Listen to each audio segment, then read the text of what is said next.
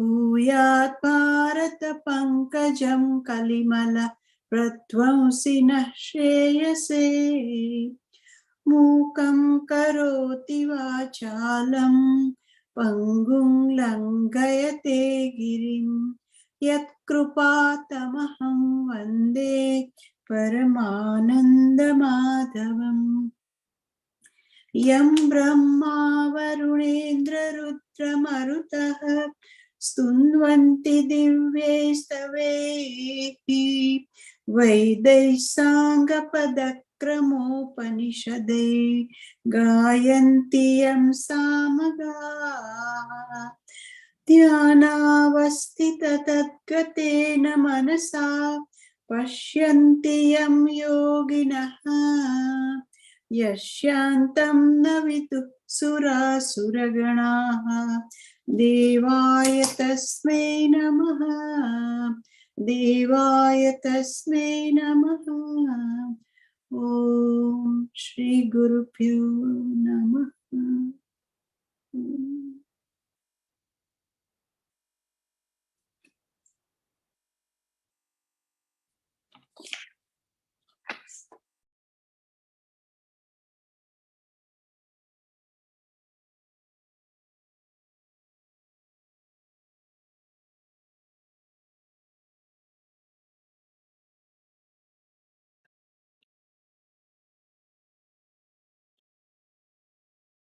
ॐ नारायणः परो व्यक्तात् अण्डमव्ययसम्भवम् अण्डस्यान्तस्त्विमे लोकाः सप्तद्वीपा च मेदिनी ॐ सहनाववतु सहनौ भुनक्तु सह वीर्यङ्करवावहै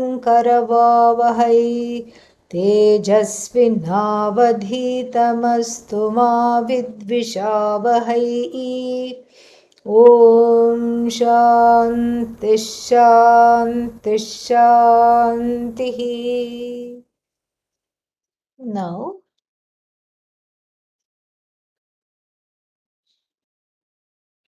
verse 28, I think, looking at the Bhashya in verse 28, and let's see what it says.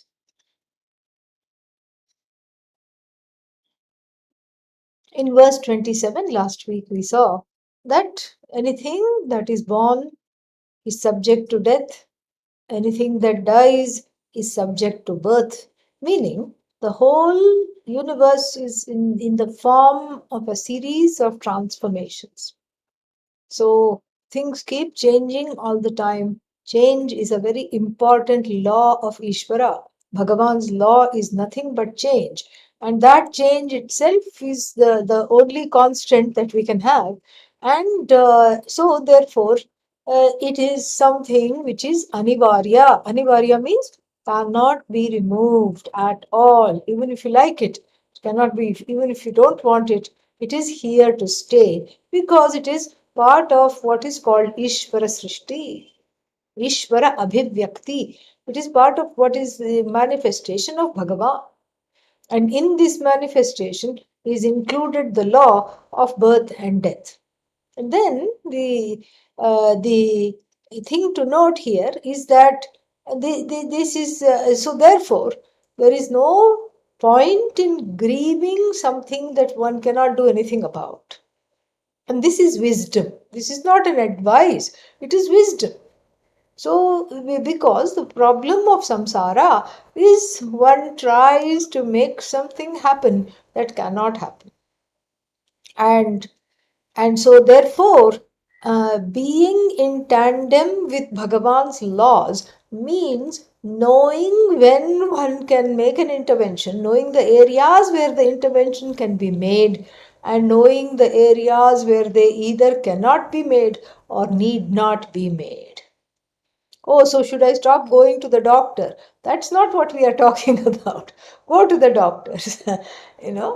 Doctors also have to live, otherwise, how will they live if we all stop going to them? And this is always the situation when the Swami is asked to inaugurate a hospital. One is in a very delicate situation. So what to say?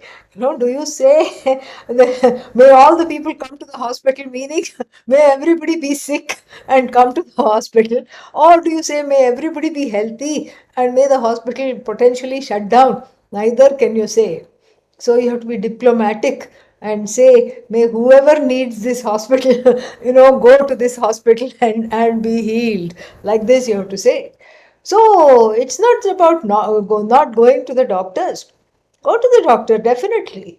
But here we are talking about after having gone to several doctors and several hospitals, if nothing can be done, that is what we are talking about, cultivating an acceptance of that which cannot be changed. And here the specific discussion in the verse number up till verse number 30 is about 29 rather, is yeah so up till that is about birth and death. But we have to see this as an upalakshana, as a larger metaphor for life itself, because the word apariharyartha comes. Apariharyartha means, because it is you cannot do anything about it. And because nothing can be done about it, what do? You learn to see it as a manifestation of Bhagavan. You don't force yourself to make something happen, because even if you make something happen, it is not, it will still take the law of nature. And so that is basically what is being talked about here. And then, so this is unavoidable. Apariharyartha means it's inevitable. And then, this is verse number 27. And in verse number 28, we have the same thing expressed slightly differently, so that it can enter the grief stricken Arjuna's head. Arjuna is not a dull person. He is highly skilled, highly studied, and he's very sharp and quick in his reflexes. He's ambidextrous. And we see that. Savyasachin, he's ambidextrous. He can shoot off arrows in the right hand with the same amount of skill as with the left hand. So he's not an ordinary person. And so, but why this repetition? As though Bhagavan is talking to a slightly addled child. Because, and that is because when one is grief stricken, things do not enter the head.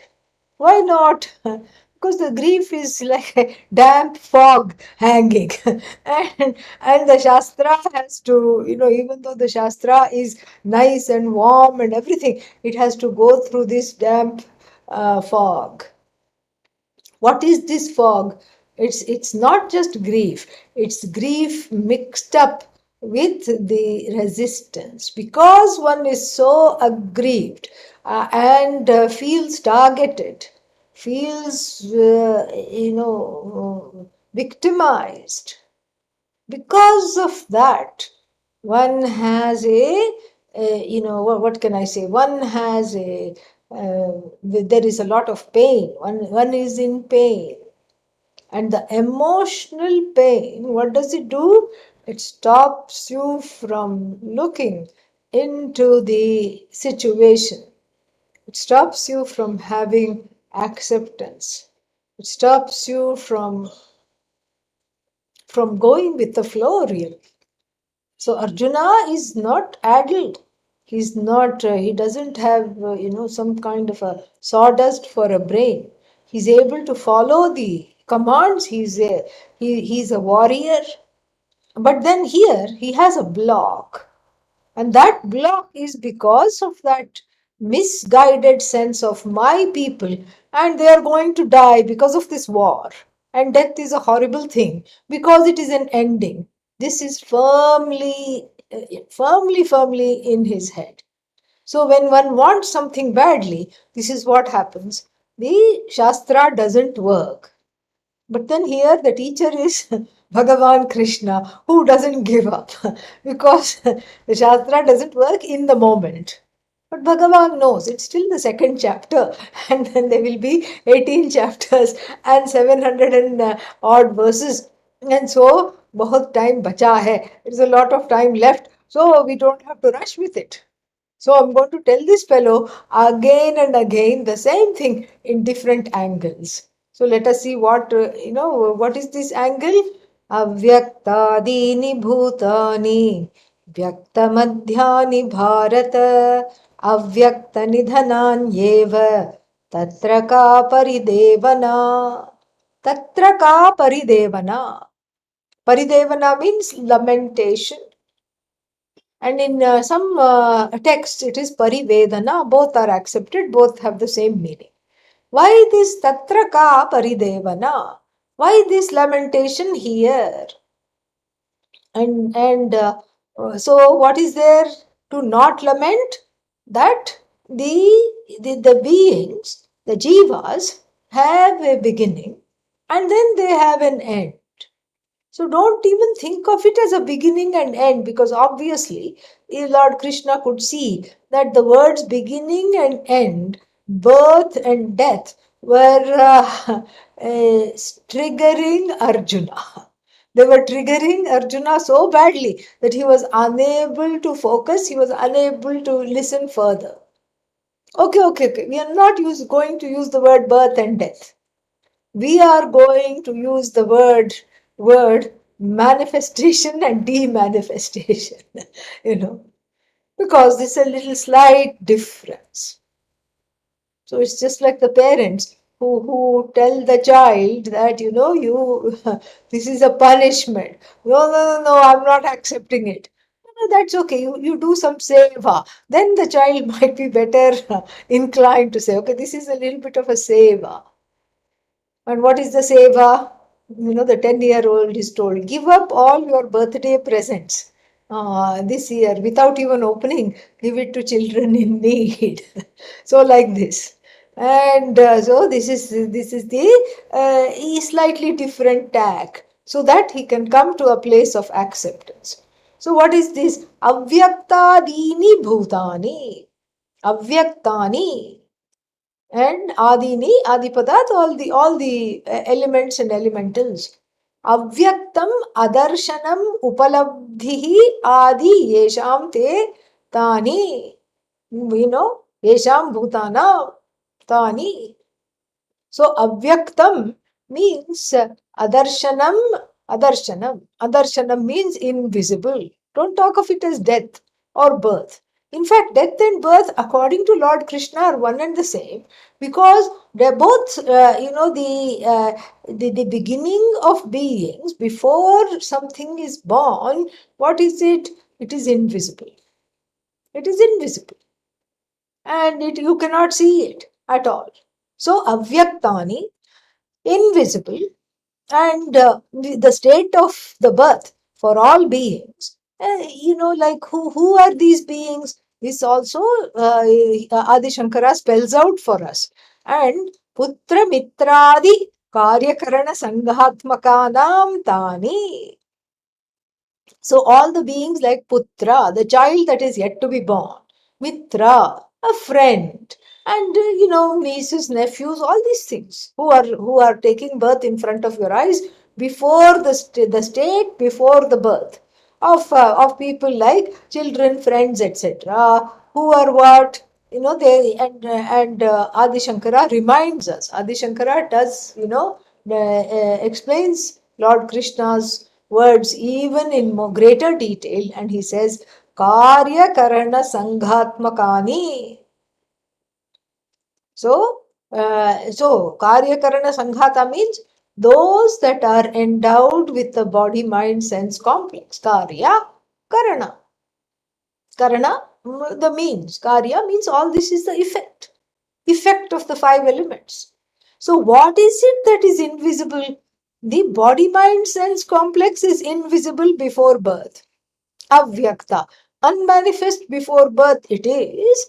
And then don't ask what about ultrasound. We are even talking of before ultrasound, okay? Otherwise you will say, oh, my baby's photo is here on the ultrasound. What do you mean it is invisible? before the ultrasound. Before even conception, we are talking about. This is a long range idea. And so here, this is so therefore, avyaktani means avyaktam means adarshanam gatani. They are not visible. Anupalabdhihi means they are not available for transaction. They are not, they are just not there anywhere on the firmament. Why? Because they are in a different form that you don't recognize. Yes, they're in a different form that you don't recognize. They have to give up that form and then come and be born to you as your child. And as in that form you don't recognize. Maybe it's the maybe it's the grandfather, or maybe it's the grandmother. You don't know. Or maybe it is maybe it is a puppy somewhere that has done, that had to eke out its life as a pup and a dog before it got a human birth. Some karma had to be exhausted because it was a very dogged being, very dogmatic, and all these things. So, therefore, dog Janma was there for a little bit, and then it is getting ready to be born as a baby. And so, therefore, it is avyakta. For all practical purposes, what it is avyakta alone. It is not. It is not. It is not available. It is avyakta, or the jiva could have perished, died, and then enjoying some ice cream in Indraloka, etc., etc., enjoying the good deeds, the results of good punya, having chai with Indra. So many things, in heaven could be enjoying. Was fond of gardening, and so enjoying gardening in heaven, and heavenly plants, celestial flowers, amazing. So could be enjoying some activity that they consider to be hobbies. So therefore that jiva is not available for transaction for you, avyakta. And that jiva, that has either come in the form of friend, son, daughter, etc., or it could be something that may come in the form of somebody that will be your son, daughter, friend, etc. And so it is imperceptible, not available for transaction. What? The state before birth. And then the state after death also is the same. And then, but before that, we have Prakatikaranam. Prakatikaranam means the visibility. So then Vyaktamadhyani. Vyaktamadhyani. And then, so what is that? Utpannani cha prak maranat. Vyaktamadhyani avyakta nidhanani eva. So Utpannani cha, after the birth, prak maranat, before the death, there is a small little area where, where the person is available for transaction. What do you mean small area? The person lived for 95 years. 95 years, as I told you, is nothing. Last week I gave a homework. What was the homework? Please Google some NASA pictures and look at them. Look at the various celestial bodies. Look at their lifespan and see how small you feel in the larger scheme of things. 95 years is nothing. And in fact, to illustrate this, in the Shastra itself, we say that there is a different time frame on earth, Bhuloka, Maranaloka, where things are subject to death repeatedly. And, Dyu means heaven, etc. So between Bhuloka and Dyuloka, there are certain time differences. And this is illustrated through a very interesting story. What is the story? One fellow goes to Lord Krishna and says, and Lord Krishna was elderly by that time, and he was, sitting somewhere. And then this man approaches him and says, I want to study Bhagavad Gita with you. I want one-on-one classes, just like you gave Arjuna. I want one-on-one classes. And Lord Krishna, the trickster that he is, what did he say? He said, sure, but my throat is parched. It's after all the summer. Can you bring me some water? And thankfully, there was a stream, there was a wonderful stream nearby. So the man trotted off. Of course, of course. And very carefully he made a little leaf cup. Very nicely they make. He made a leaf cup and double walled it so that the water doesn't fall. And then he just, and then it is very beautifully done. It is stitched a little bit with little small little, twigs, toothpick like twigs, and then you make two of them, and then you make it face the twigs should be facing differently so that the water doesn't fall.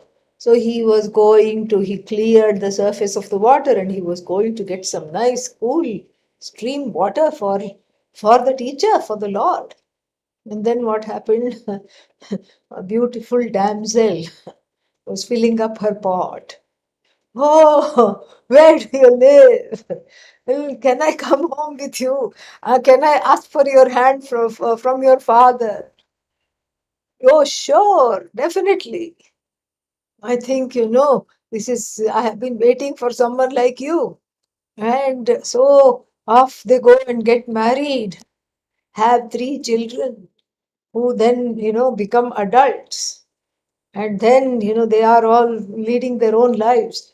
And there's and then the man forgets about Upanishad study, forgets about Bhagavad Gita for 25 years. And they are celebrating their 25th wedding anniversary. And that is my interpolation. Okay, yeah. Yeah, because you have to make it a little, yeah, what should I say? You have to put a little masala on it. And then, so in the middle of the party, there is a terrible flash flood. Now that I'm not making up, because nowadays we see, there are flash floods everywhere.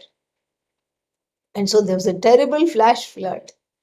And then, the woman went first into the water, and the man went after, was swept away afterwards, tried to hold on to each other as much as they could. But then the currents separated them.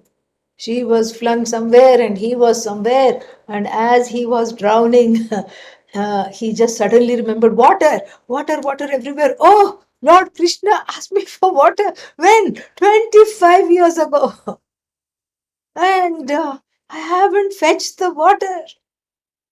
And then he dies, goes to Vaikuntha, meets Lord Krishna there. And then Lord Krishna says, and he's very shamefaced, he's so apologetic. He didn't remember a U for Upanishad. He didn't even remember. That's why it is the Upanishad starts with the letter U, because it's all about you. Okay. And so therefore he didn't remember anything. And he just went there, head hung in shame, can't even make eye contact except briefly a little bit, and then back he's hiding his eyes with his hands. And then Lord Krishna rebukes him mildly. Hey, you wanted to study Upanishad? Yeah, yeah, yeah. I know. He's not even able to speak. What took you so long? The stream was nearby. And you've been gone 25 minutes, Lord Krishna says. So you see that there is a different celestial time, and then there is a different earth time. And the same Bhagavad Gita also gives us a jhalak, a glimpse of it in chapter 8.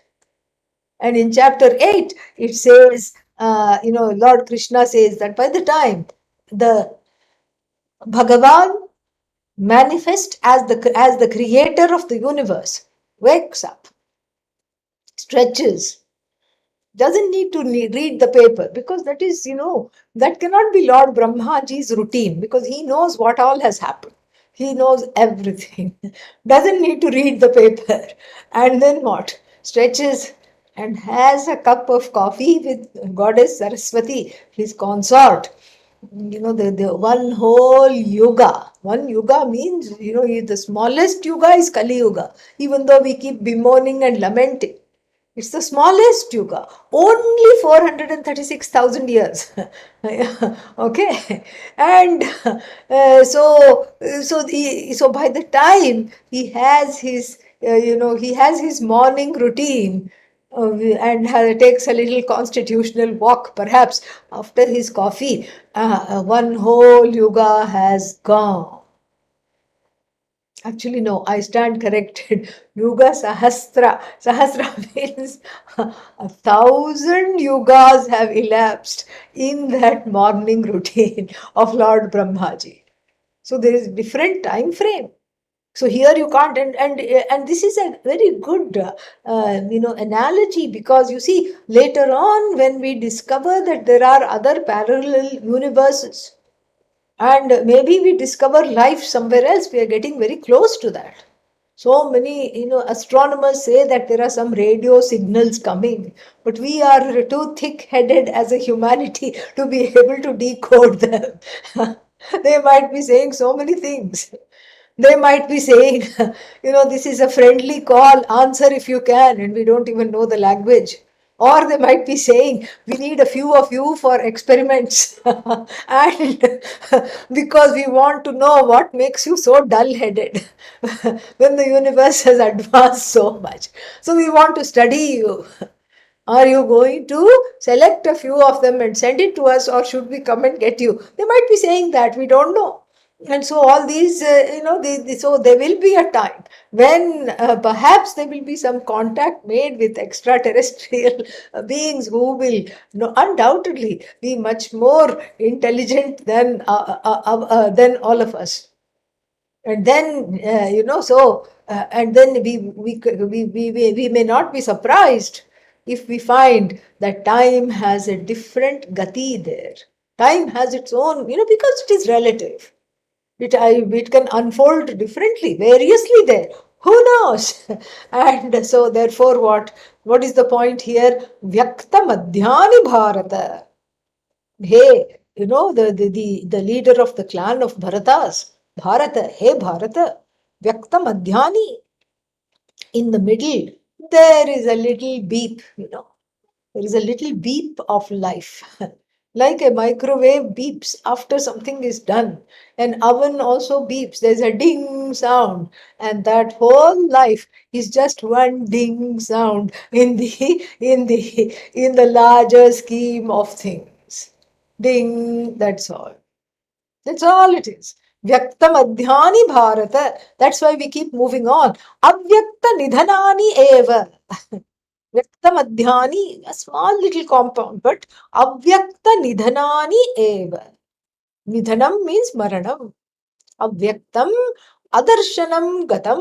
Adarshanam nidhanam maranam yesham tani avyakta nidhanani. मरणात् ऊर्ध्वमपि अव्यक्तताम् एव प्रतिपद्यन्ते इति अर्थः. So before birth, what they were? Dead. After death, what they are? Dead. And before birth, what they were? Invisible. After death, what are they? Invisible. They're all invisible.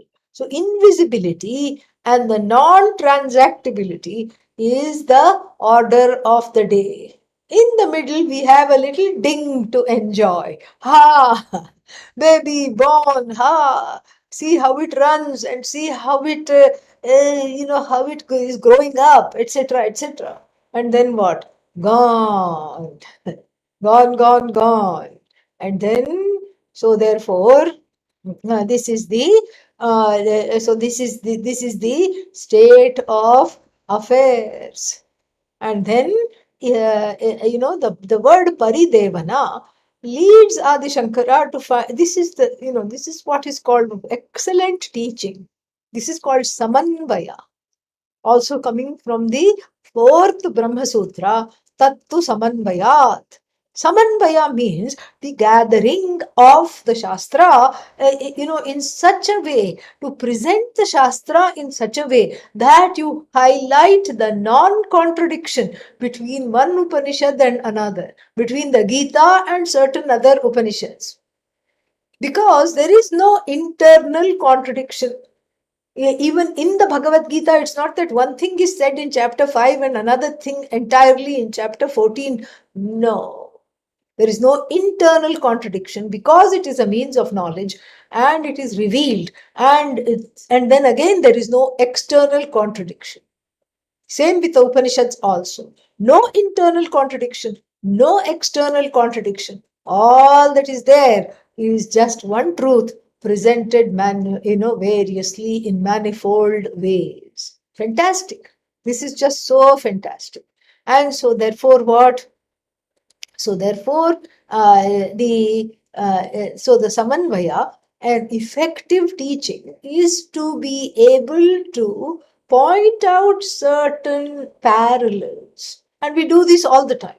So if you're studying the Kathopanishad, you take a little, field trip to the Taittiriya Upanishad and see what is recalling there, what is calling you there, what are certain similarities.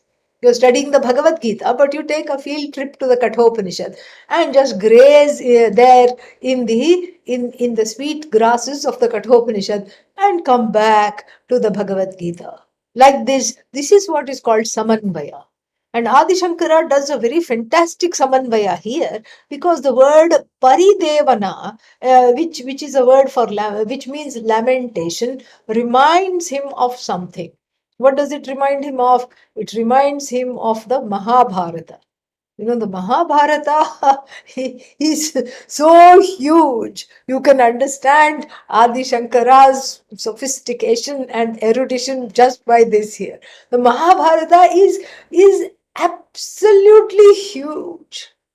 Huge. It's easier, my friends, to find a needle in a haystack rather than a phrase or a word in the Mahabharata. Much less recall it. And even the people who are telling the stories of the Mahabharata get confused because it's a story within a story, within a story, within a story, within a story. And then by the time you are on the fifth story, no pun intended, and you don't know what happened and who is the talker and how to walk back and walk back to the original tale. This is how it is. But the word paridevana in this verse, deployed by Bhagavan Krishna, reminds Adi Shankara of the Mahabharata. Where have I heard this word? Yes! And he has the citation Stri Parva. Parva means it's a chapter. Stree Parva, the women's chapter. Oh, women also have a chapter? Apparently, yes. But actually, this is nothing to celebrate because it's the saddest chapter in the whole Mahabharata. It's after the war has wreaked havoc.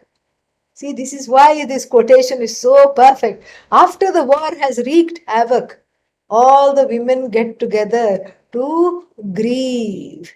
Grieve their husbands, their sons, their nephews. And all these, all the men have died. And leaving the women to just grieve. This is and various queens and everybody who is left bereft, and they are all crying and they are all just so upset. And a very beautiful chapter on lamentation. And in that chapter, what is that? The one of them says, Tathacha Uktam, Adarshanat Patitaha, Punascha Adarshanam Gataha. It's almost like this same verse is put together in the exact same way in the Stri Parva as well. And these are the words that he quotes. Adarshanat patitaha. Adarshanat patitaha means that which has come from invisibility. Punascha, again, adarshanam gataha. That which has again gone to that same imperceptible state. Na asau tava. You are na asau tava. He is not yours. He means whoever is being lamented here. Some king or something is being lamented and he is never yours. He wasn't yours. And then what? Na asau tava, na tasya tvam. You don't belong to him. He doesn't belong to you. Why? Because he has a different trajectory. He just came in this life and was there for a little while and then gone. And then what? So therefore what? Tasya tvam vritha vritha ka paridevana. Vritha means uselessly. Why to sit and lament? Because you can't do anything about it. And here the kernel of wisdom is what? He was never yours and you were never his. There is no connection, there is no belonging. And so every samyoga, every union ends in viyoga, separation. Viyoga, separation. And this is there in the Sureshwaracharya's Vartika, also in for the Brihadaranyaka Upanishad. Sarve viyogantaha, he says, sarve samyogaha, viyogantaha. All unions, all coming together is until the separation takes place. So the separation is the order of the day. And so therefore separation means what? The being to whom you were attached, so to speak, has gone to the place of not being able to be transacted with, has gone to a place of non-transactability, has become invisible with regard to that particular name and form that you loved, no longer empirically available. And so, vritha means in vain. Why to keep lamenting? And commenting on this, Adi Shankara says, Kova pralapaha. So, why keep on moaning and crying? Pralapa means it's loud lamentation, not just small sobs when you're alone, but loud lamentation. Why me? Why did this happen to me? How can I bear this loss? Etc. etc. And this is not just with people, with anything that you love. It could be money, it could be a status, because it's all just there for a bit and then it goes. It was, you couldn't even imagine that you could get this promotion.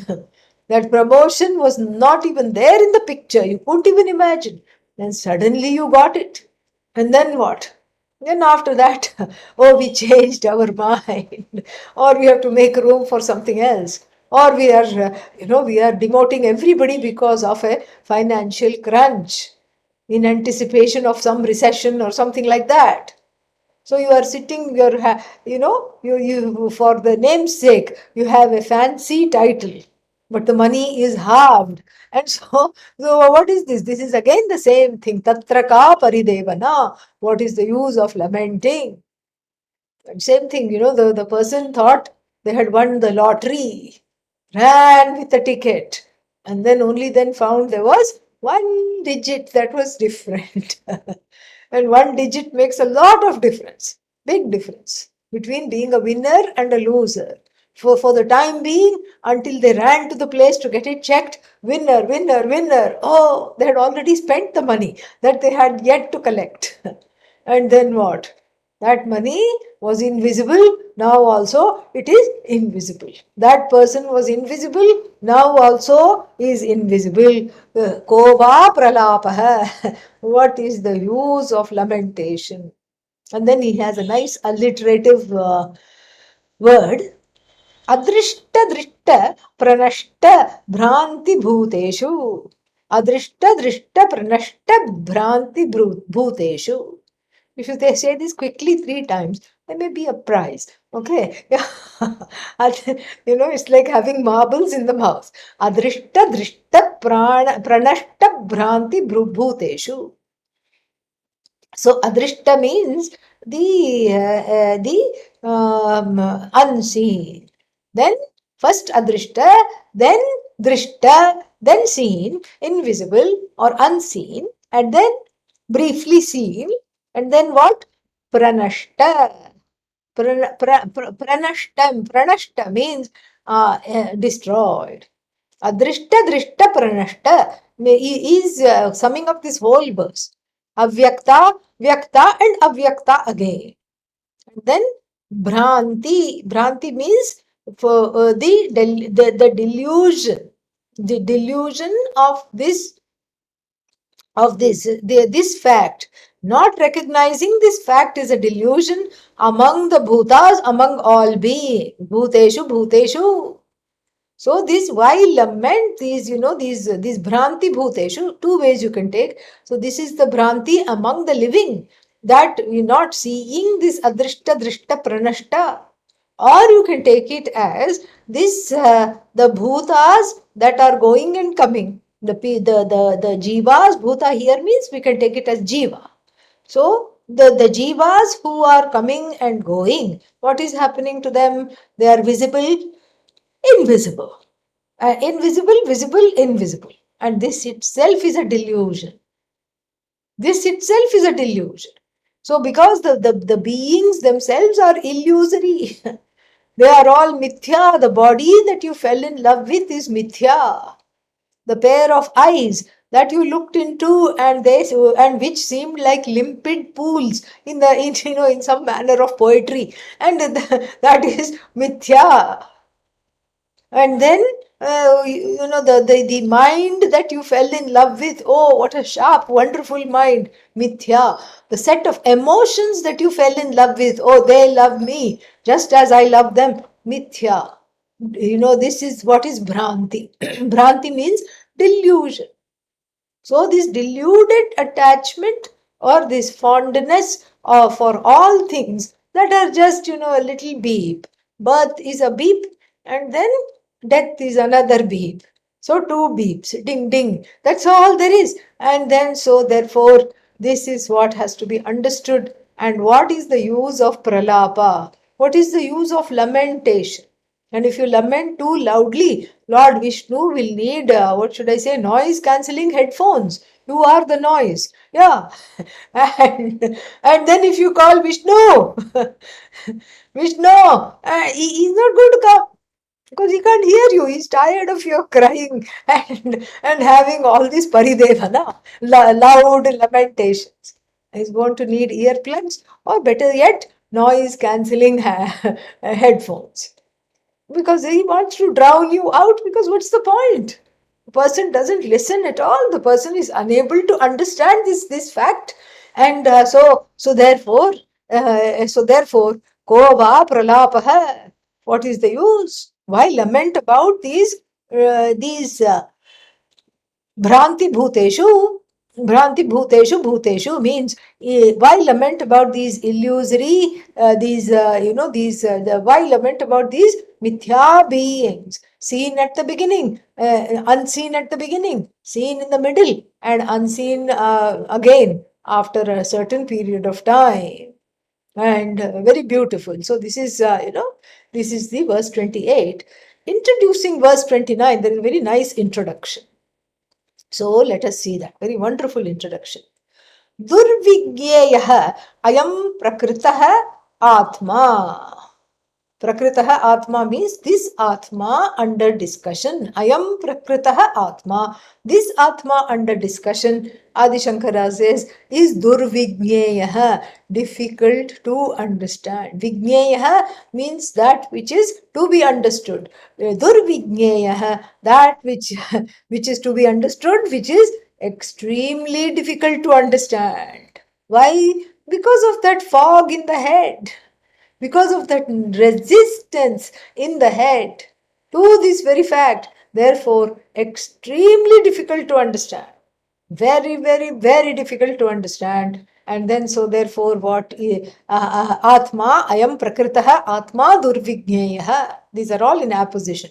Prakritah, Atma and Durvigneyah refer to the same Atma which is under discussion, Prakritah, and which is Durvigneyah, which is difficult to understand, extremely difficult to comprehend.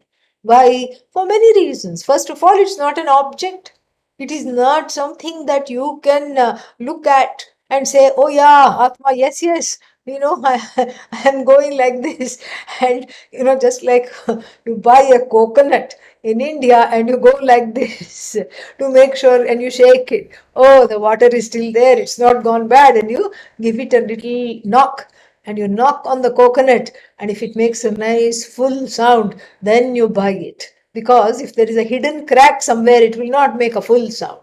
So if I had the proof that Atma is forever and unchanging, and if I could shake it and listen to its fullness, and if I could make sure it was full by just knocking on it, then I would believe you. Then I would see it for myself. But unfortunately, Atma is not available for the sense organs, or for that matter, for the organs of action. It is not available at all. Therefore, it is durvigneya, difficult to comprehend. Even after being taught, he is going to say it is difficult to comprehend. Before, theek hai, okay, you can say all right. Before it is difficult, that's not a surprise, because everything is difficult to comprehend before one has studied it. But here the Atma is such that even after one has studied, it is extremely difficult to comprehend. And then what? So this Atma is difficult to comprehend. For whom? For everyone. Adi Shankara is trying to make Arjuna feel good about this, and not Arjuna, because Arjuna is gone by the time Adi Shankara is writing. But who is in the place, standing in the place of Arjuna? You are the one receiving the teachings, so that you don't feel bad about yourself. This is what is being talked about. Like, okay, you are all right, because the Atma is difficult for everyone to comprehend. Kim tvam ekam upalabhe sadharane bhranti nimitte. Why should we just talk about why should we single you out? Adi Shankara says, Kim tvam ekam upalabhe. Upalabhe means why should we highlight you? Yeah, tvam means you. Ekam. Why should we highlight you alone? Why? And what is the hetu for this? Sadharane bhranti nimitte. When this is a absolute locative construction, Sati Saptami, Sadharane Bhranti Nimitte means Sadharane, Sadharana means when for all the people in general. It is Bhranti Nimitta, the cause of delusion. When it is a cause of delusion for everybody, why just highlight you and pinpoint you? Oh, Arjuna, why to highlight you? And anybody who is standing in the place of Arjuna, ready to receive this knowledge, don't feel targeted. Don't feel targeted that, oh, so many verses talked about not grieving. I still am subject to grief. Oh no, I'm not getting this knowledge. No, you are getting this knowledge. The Atma is first difficult to understand, and then it is Sadharana Bhranti Nimitta, means it is the cause of confusion for everyone, for most people. Sadharana means generally speaking. It is the cause of delusion for most people. And then why is it so difficult to comprehend? This is what is talked about in the next verse. And a tune change alert, because it is the Trishtup meter, not the other one that we have been chanting so far. Okay. Ascharyavat pashyati kashchidenam. Ascharyavad vadati tathaiva chanyah. आश्चर्यवच्चैनमन्यः शृणोति श्रुत्वाप्येनं वेद न चैव कश्चित् आश्चर्यवत् पश्यति कश्चिदेनम् आश्चर्यवद्वदति तथैव चान्यः आश्चर्यवच्चैनमन्यः शृणोति श्रुत्वाप्येनं वेद न चैव कश्चित्. There is obviously a very nice refrain. And what is that? Ashcharya. Not to be confused with Acharya, and which means teacher. Ashcharya here means surprise, wonder. So Ascharyavat Pashyati. Ascharyavat means full of Ascharya. Full of Ascharya, someone looks upon it. Kashchit, someone looks upon it as being filled with wonder. What is the it? Enam Atmanam, this Atma. Which Atma? The one that we have been discussing. There is no other Atma, first of all. There is only one Atma which we have been discussing, and that people look upon it with wonder. We are just doing the translation now. Okay? Yeah. So then, Ascharyavat vadati tathaiva cha anyah. Cha anyah, and others, and another, Ascharyavat vadati, comes out of the Vedanta class completely transformed and happy. And what do? They keep talking about it. They keep talking about it. Oh, I never knew Atma was like this. Yay, yippee, how wonderful this Atma is. How come this Atma I had not known for so long? What would I have done? Imagine what all I would have done if I had had exposure to this knowledge at age 6. By this time, I would be a jnani, and all these things the person looks upon with wonder. Ascharyavat pashyati. कश्चित् एनम् आत्मानम् आश्चर्यवत् वदति केचित् अन्यः. Some others talk about it as as something which is so wonderful. And then what? Ascharyavat cha enam anyah shrinoti. Shrinoti, pashyati and shrinoti, what's the difference? Pashyati means hears. Sees. Shrinoti means hears. So one person sees the Atma. Sees means understands. And that understanding is a marvel. It's a wonder. It's a marvelous thing. It's such a surprise. The whole thing is a big surprise. And then, so here, Ascharyavat cha enam anyah shrinoti. And another just listens to the Atma with wonder. Listens means not one time. Pursues the Atma, puts oneself on a program of committed exposure to the Atma through Shravanam and with daily wonder. And then this is also a very big surprise. A big wonder is that people understand this. Another big wonder is that people are able to teach it to others. The third wonder is that they are able to study it day after day without getting bored and with total delight and wonder, keeping that wonder fresh.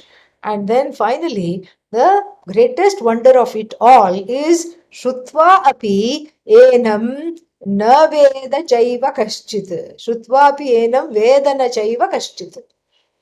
The greatest wonder is even after listening to the Atma for years and years and years, people don't understand. That is perhaps the greatest wonder. Greatest wonder. So after so many years of Vedanta business as usual, this is the greatest wonder. How? How come it has not transformed this person? That is the greatest wonder. That's why the Shastra is a best kept secret. Best kept secret. You don't have to go anywhere. You don't have to do anything to protect the Shastra. So that's why we still have the teaching tradition intact. After Alexander not so great, all the way to not so great Britain, we have been colonized for thousands of years, but they left the Upanishads alone. They could not understand it, and what they could not understand, they could not tamper with. Really great blessing of Bhagavan. Great blessing. So they did not try to, they tried to, some of the people tried to translate it and all. But what is the use of a translation that reads, that is whole, this is whole, from the whole you take away the whole, and that which is left is a big hole in the brain. Okay, that's what it is. So what's the use of this kind of a translation? No use. And they just left it alone. They just said, no, don't worry about this. So Upanishad has a, see these all these things. What is that called? Firewall. That's old news. Firewall is nothing. And then what is password is nothing. And then the hack proof. And then you have to get all these things. Antivirus, nothing. This is all nothing. This is all just like, little child's toys, from where the Upanishad has the best self-protecting mechanism. So what is the password to open the Upanishad? Shraddha is the password. And if Shraddha is not there, it will not open. Simple. It will not open. It will not open. Bhakti is the password. Shraddha is the password. And this password is, you have to go in search of the password. You have to cultivate the password. And that itself takes some time. And then by the time, who knows, the person may be may have other irons in the fire, like that story of the devotee of Lord Krishna who wanted the teachings. And so this way, the Upanishad is always a password protected file. The password is part of the Upanishad, and so you can't really hack into it. You can't distort it. And then even after gaining it, nothing happens, business as usual. This is again, this is again the greatest of wonder. This is the verse number 29, I think. Yeah, verse number 29, which concludes this, this concludes the, this, not this, the verse number 30 concludes this section. And so, Ashtaryavat Pashyati, very important, verse. And where is this verse coming from? We take a little field trip to Kathopanishad. And there, a similar verse, mantra is there. श्रवणायापि बहुभिर्यो न लभ्यः शृण्वन्तोऽपि बहवो यन्न विद्युः आश्चर्यो वक्ता कुशलोऽस्य लब्धा आश्चर्यो ज्ञाता कुशलानुशिष्टः. This is the Kathopanishad verse. And what does the mantra there say? They say, Bahubhihi Shravanaya api yah na labhyah. That body of knowledge which is not available for many people, by many people, even to be exposed to it, to listen to it. It's not available means what? Because of their own preoccupation. It's available always for the people who are looking for it. Pujya Swamiji used to tell a story about his youth. And he was stationed in Bangalore for some time, and he was editing some newsletters, etc., for the Guru's organization. And then what happened? Some relative approached him and said that, there's some aunt or uncle or somebody, and said, this is your cousin has fallen into bad ways. He has unfortunately formed an addiction to gambling, and he's squandering off the family's savings away completely. Won't go to work. He's just a, compulsive gambler. So can we send him to you? Maybe a change of place would be a good thing for him. Maybe he will come out of it. And Pujya Swamiji said, sure, send him. So the first day went very well. Pujya Swamiji spent a lot of time with him and talked to him about this is all not good. And he himself was very remorseful. Yes, I shouldn't be doing this. I'm not, I'm not a good son. I'm giving grief to my parents. I will mend my ways. Thank you for having me. Very grateful, mild-mannered young fellow. And was not even in denial about his addiction. And then, 2-3 days went by, okay. And then Pujya Swamiji also got busy, thinking that, okay, now he's settling down and he'll just be okay. Pujya Swamiji also asked him to proofread a few things because he was happened to be a well-educated young man. And then suddenly the fellow disappeared. Whenever Pujya Swamiji went out, he would also go out. And nobody knew where he went. Then upon being questioned, after day 5 or day 6, he broke down and said that in the flat below you, Pujya Swamiji was staying in a flat. In the flat underneath you, there is a gambling den. And Pujya Swamiji had been staying there for such a long time without knowing this fact. But this young man, in 3 days, he found out where that addiction is. Which all goes to show that if you're looking for something, you will find it. This man was looking for the gambling den, and the den happened to be the flat underneath. And then, so Pujya Swamiji was not in the least bit interested in the gambling den. And so even though he had been living there for many, many months, he did not know that the flat underneath is hosting gamblers on a regular basis. and giving them vairagya from their money. And he did not know that. He had no idea.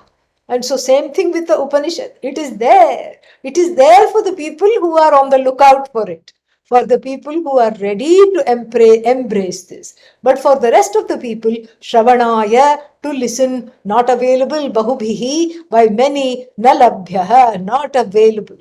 It is not on the horizon at all, because people are just going from malls to balls. And I've told you how to spell mall, right? What is the spelling of mall? M-A-U-L. And now please note the spelling of ball. B-A-W-L. Okay, so this is what one goes. One goes to the mall to be mauled of the pocketbook, and then one goes to the ball to find out nobody is selecting you as a dance partner, and then you ball. That is what happens. And so this way, so the interests are different. In fact, there is only one interest, to get rid of samsara. That is the only interest. But here the interests are different. One doesn't know that interest. One doesn't know that original and only desire is to be one with everything, is to lose this disconnected, alienated, disenchanted, discontented individual subject to fear and sorrow. I want to lose this entity. That is the only desire. And if this desire is not recognized, it morphs into all kinds of desires. I want to do this, I want to do that, I want to go here, I want to go there, I want this, I don't want that, etc., etc., etc. This is what is the problem. And so therefore, Shravanaya api bahubhihi yonalabhyaha. And then the same thing which we studied is, repeated here. Shrinvantopi, even for the ones who have listened, bahavaha yam navidyuhu. Even though people have listened, for them the meaning is not very clear. They don't understand even after having heard it. Ascharyo vakta. The teacher, Vakta here means teacher. The teacher is always in wonder. Ascharyaha Vakta. Or you can say the teacher is in wonder because the teacher keeps seeing the truth of it as the teacher is teaching. Or you can say the teacher of this knowledge is a wonder. How did the teacher, who was just like me, having the same alienation, same problems, same issues, come out of this in such a way and is able to teach me? How is this possible? The teacher herself is a wonder. Kushalaha asya labdha.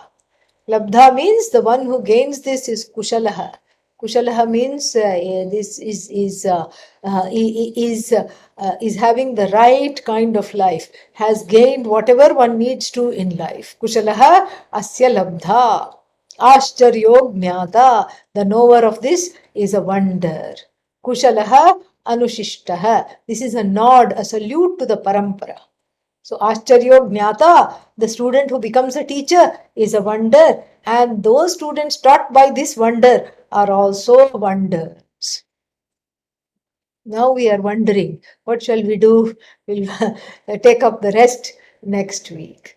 Om Purnamadav Purnamidam Purnat Purnamudachyate Purnasya Purnamadaya Purnamevavashishyate. Om Shanti Shanti Shanti. Harihi Om Shri Gurubhyo Namaha. Harihi Om. Thank you. Good night.